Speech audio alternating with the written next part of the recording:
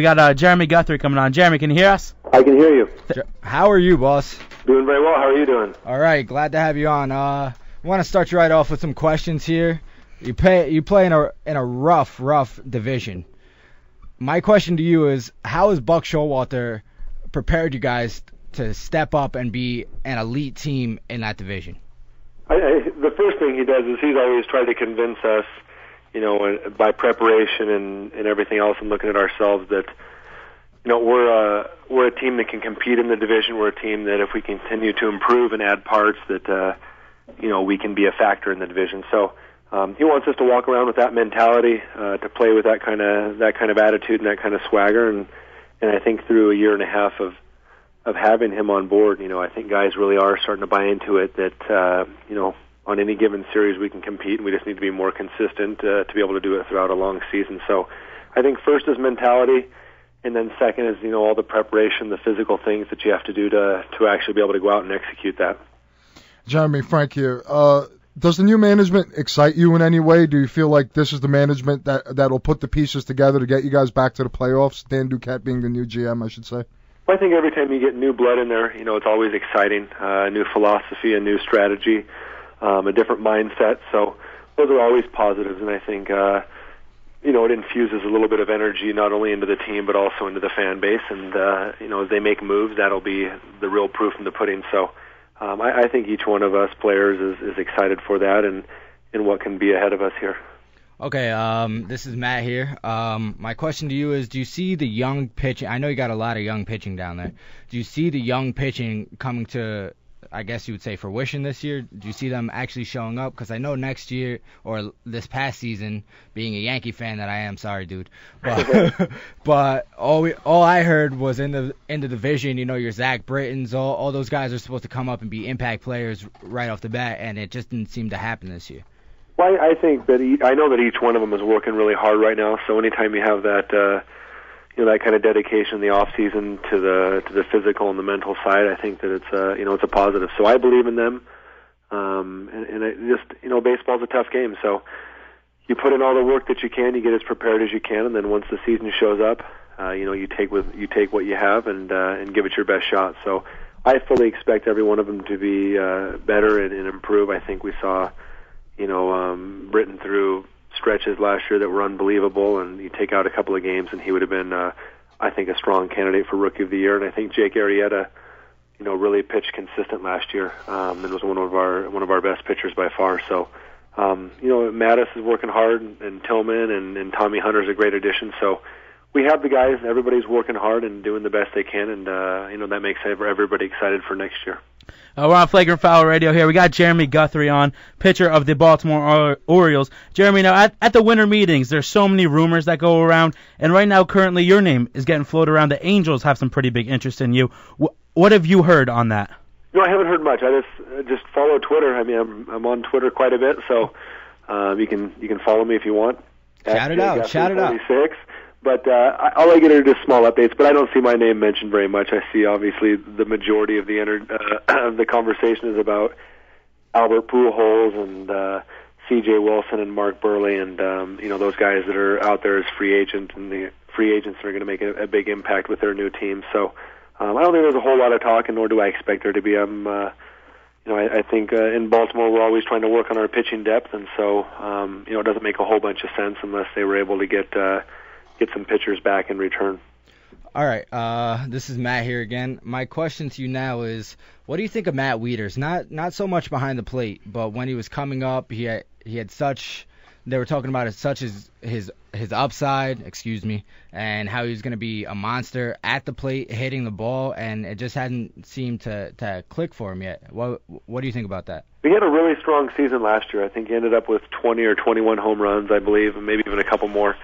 But he's just drastically improved. Behind the dish is obvious. I think as pitchers, I've never felt so comfortable, with a man on first base as I do now, knowing that Matt's going to gun the majority of them down if I can keep my times, at a pretty good rate, delivering it to home plate and giving him a chance. But I think even hitting, he has a lot of opposite field power. He doesn't have to cheat to get home runs, and so I think that will continue to develop. And anytime you have a hit that can do that, they can hit it all over the ballpark with power.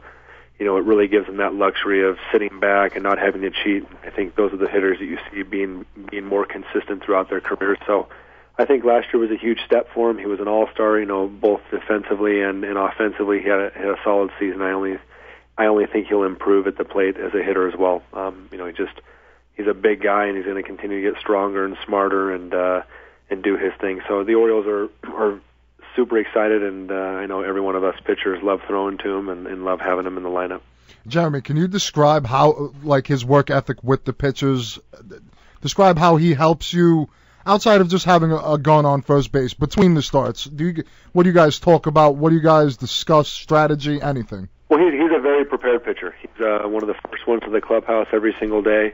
He's always in the video room analyzing the opposing hitters for the lineup, and so I think each pitcher realizes that and knows that, and so when we go into a series, we know that when he calls a pitch or has a plan for the game, it's based off of homework and based off of looking at the hitters and trying to figure out what's the best way to get them out. And in addition, he's a good communicator. Between games, if he happens to be on the bench, I always ask him questions. What do you think about this guy? What we could do here? What do you see when he's up there? And just try to take advantage of that. And he's just always there to talk to you between the games, in the middle of the game, whatever it is that best suits that pitcher's personality. And so, when you have all that open communication, that kind of preparation, you can be on the same page a lot more often and feel good about what you're doing out there. Now, Jeremy, John here, I want to talk about a little bit in the earlier part of your career. By the All-Star break of your rookie year, you had already won 7 games. You had an under 3 ERA, a WHIP right around 1. How did it feel to get off to such a great start in your first season in the bigs?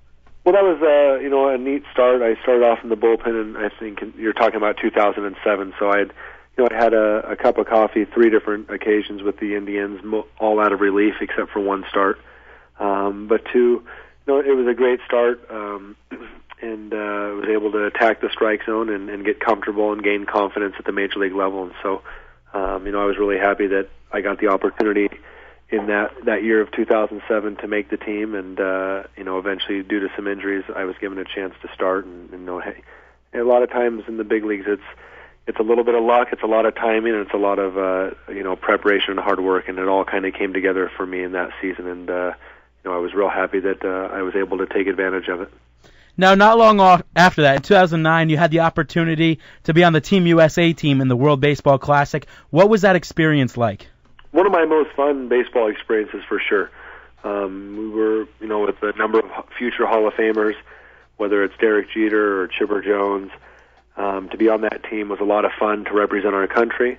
But on top of that, we just played, we played really exciting baseball games. I think still probably the most exciting game I've ever been a part of was an elimination game for us in the second round against Puerto Rico, and we were down, I think, 1 or 2 runs in the last inning, and we rallied to win the game in the bottom of the 9th, a walk-off hit by David Wright. And, I saw we had 30 guys that were genuinely, just ecstatic, as though we had won a major playoff round or a championship game. It was that kind of atmosphere. And so, that the chance to play with them was a once in a lifetime opportunity for me, and I look back on it with a lot of fondness. All right, Jeremy. I have a serious question for you right now. This is one of the biggest debates that we've had, and I don't even know how long. I know you're probably biased to this, but I don't really care. I gotta ask you. Should a pitcher win the MVP? I have no problem with the pitcher winning MVP if he's the most valuable player in the league and had the greatest impact in his team getting to wherever they get. Then I think that they're absolutely able to win the award. I gotta say that was the answer I was expecting. Yeah. Nothing wrong with that. Now, a quick final question here. You studied sociology at Stanford. You got your degree. If you weren't a baseball player, what would you be doing today? I would be working for Nike in some capacity. That's my passion, is shoes and the actual company. I grew up in Oregon, so it was right in my backyard. But it's something I plan on, not only would I be doing it, but I plan on doing it when my baseball career is over. So, that's a pretty easy question for me to answer. Well, listen, Jeremy, if you ever do work for Nike, listen, I'm a pretty fat guy, and I have fat feet, and I can never find sneakers for fat feet. So if you can get working on that, that would be so much appreciated. We will call it the FF line, so it doesn't offend anybody, but it will be for the fat feet people. I love you, man. Or Fat Frank. FF, and you'll know Frank. The code. That means, okay, I can wear those shoes. That's made for me. Jeremy Guthrie, want to give you one big last shout out. You're an Eagle Scout. What'd you do to earn that? My Eagle Scout project, if you don't know, every Eagle Scout, you're required to do a project where you delegate and kind of organize a large-scale project. What mine was is we built bookshelves for less fortunate kids at a local elementary school, and we gave them to them for Christmas. We painted their names on it, and I thought, first it was an idea the school had that they saw a need for it, and so we executed the project. And to see the faces of those kids, I was a 17-year-old kid in Oregon when I did it, and just to see them so happy to have something that was their own. They probably didn't have a whole lot at their house that was theirs, and we had their names down the side of the bookshelves, and they were like hugging them and rocking with them. It was pretty neat because I didn't expect that reaction from them. So, Scouting is a great opportunity for kids to learn and give of themselves and develop some life skills that are pretty important down the road. I'm a project away from becoming an Eagle Scout, so hopefully we can enter into that band of brothers together. I didn't make it out of Boy Scout. Cool. Jeremy Guthrie, we thank you for your time on Flagrant Foul Radio. Thank you. Pleasure having you. It's been a pleasure. Thank you. We'll see you. Wow, an Eagle Scout. That's pretty. I read up on that. That's pretty boss that you're about to be an Eagle Scout too.